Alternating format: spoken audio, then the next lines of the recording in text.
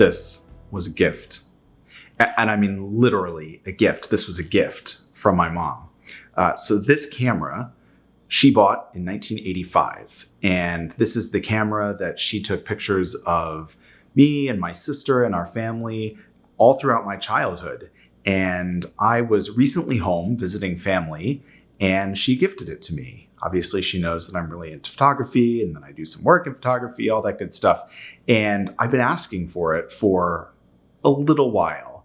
And I just happened to be home, seeing some family for some family stuff. And we talked about it ahead of time so that she could remember to bring it with her. And so she gave me this and a couple of lenses. And I was super, super excited. It was something that I had been, really asking for and thinking about for a while. And I was also really nervous because I have not shot film for, let's call it a long time. I've been doing photography for a pretty long time at this point, just in my personal life before it became, more of a semi-professional thing or whatever you want to call it now.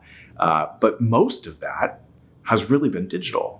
I, have had point and shoots. I've had DSLRs. I've got a mirrorless now, of course, iPhones. And, I've been shooting digitally for the better part of, 10 to 15 years at this point. And so when I got this little Olympus, this 35 millimeter that was originally made in 1979 and bought in 1985, 40-year-old camera, I was super excited, but I was also really nervous because everything that I have learned about photography and the style that I've developed and the pictures that I like to make these days, they are all entirely on digital sensors. And so I was really, I would say, curious about what I might be able to get with an actual analog film 35 millimeter camera.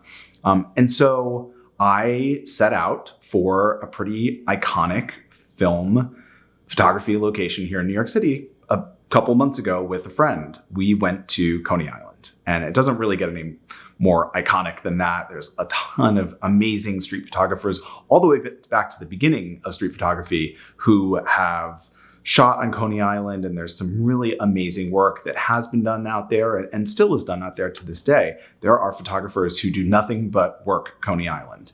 And I'm not one of those photographers. I've only been out there a handful of times in the, 16 years or so that I've lived here in New York City. And so I thought that would be a great excuse on a nice summer day to go out with a friend, just kind of like hang out for the day, eat some hot dogs, walk along the boardwalk, and make some pictures with my new/old camera.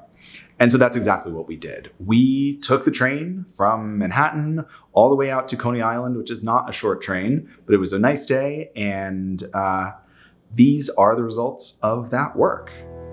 I hope you enjoy.